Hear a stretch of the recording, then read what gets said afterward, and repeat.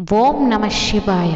సాధారణంగా అక్షయ తృతీయ అంటే బంగారం కొనుగోలు చేస్తారు. కానీ బంగారం మాత్రమే కాదు, ఇవి కొని ఇంటికి తెచ్చుకున్నా కూడా మీ ఇంట్లో లక్ష్మీదేవి కొలువై ఉంటుంది.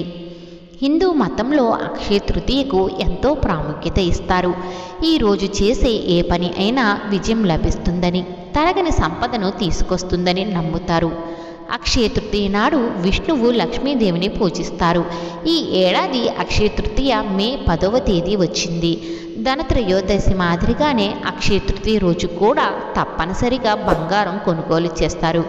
అయితే లక్ష్మీదేవిని బంగారంతో పోలుస్తారు కనుక అక్షయ తృతీయ రోజు ఎక్కువ మంది బంగారాన్ని కొనుగోలు చేస్తారు.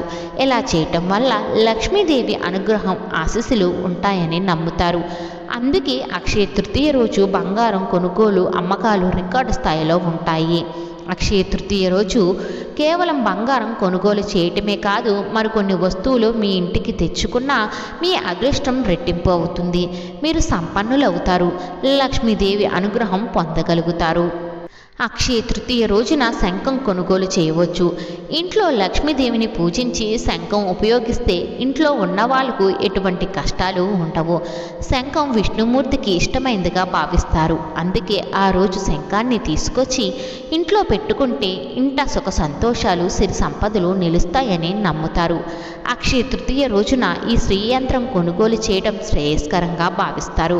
ఈ యంత్రాన్ని తీసుకొచ్చి ఇంట్లో పెట్టుకుంటే సంపద కలుగుతుంది. పూజా మందిరంలో శ్రీయంత్రం ఉంచితే శుభప్రదం. లక్ష్మీదేవి అనుగ్రహం ఇంటి కుటుంబ సభ్యుల మీద ఉంటుందని పండితులు చెబుతున్నారు. బంగారమే కాదు, అక్షయ తృతీయ రోజు మట్టి కుండ కూడా కొనుగోలు చేయడం మంచిది. అలాగే వాటిని దానం చేయడం వల్ల శుభ ఫలితాలు కలుగుతాయి. బంగారం కొనలేని వాళ్ళు గవ్వలు కూడా కొనుగోలు చేయవచ్చు. పూజా మందిరంలో లక్ష్మీదేవితో పాటు గవ్వలు ఉంచాలి. ఎర్రటి వస్త్రంలో ఈ గవ్వలు చుట్టి పెట్టుకుంటే చాలా మంచిది. లక్ష్మీదేవి ఆశీస్సులు ఎప్పుడూ మీ వెంటే ఉంటాయి. అక్షయ తృతీయ రోజున బార్లీ గింజలు కొనుగోలు చేయడం ధనధాన్యాలతో లక్ష్మీదేవి కొలువై ఉంటుందని నమ్ముతారు. పూజా మందిరంలో లక్ష్మీదేవికి బార్లీ గింజలు సమర్పించాలి. ఇలా చేయటం వల్ల అమ్మవారి అనుగ్రహంతో మీ సంపద పెరుగుతుంది. అక్షయ తృతీయ అంటే అనంతమైనది, తరగనిది, చెక్కు చెదరనిది, ఫలప్రదమైనదిగా చెబుతారు. ఈరోజు ఏ పని చేసినా ఎప్పటికీ విఫలం కాదని నమ్ముతారు. ఈ రోజునే విష్ణువులోని భాగమైన వేదవేష మహర్షి మహాభారత ఇతిహాసాన్ని రాయడం ప్రారంభించాడని చెబుతారు. అలాగే అక్షయ తృతీయ నాడే గంగమ్మ తల్లి స్వర్గం నుండి భూలోకానికి వచ్చింది. విష్ణుమూర్తి పరశురాముడు అవతారాన్ని ఈరోజే ఎత్తాడని నమ్ముతారు. ఈరోజు విష్ణు సహస్రనామం పారాయణం చేయడం చాలా మంచిది. ఎటువంటి శుభముహూర్తాలు చూడకుండా అక్షయ తృతీయ రోజు శుభకార్యాలు నిర్వహించుకోవచ్చు.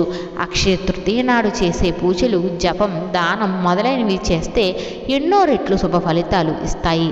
ఇటువంటి మంచి రోజున ఈ పనులు చేయటం వల్ల మీకు లక్ష్మీదేవి అనుగ్రహం లభిస్తుంది. శ్రీ సూక్తాన్ని 11 సార్లు పఠించాలి. ఓం శ్రీం శ్రీయే నమః అనే మంత్రాన్ని 5 నుండి 11 సార్లు జపించాలి. ఇలా చేయటం వల్ల అమ్మవారి అనుగ్రహం మీపై ఉంటుంది.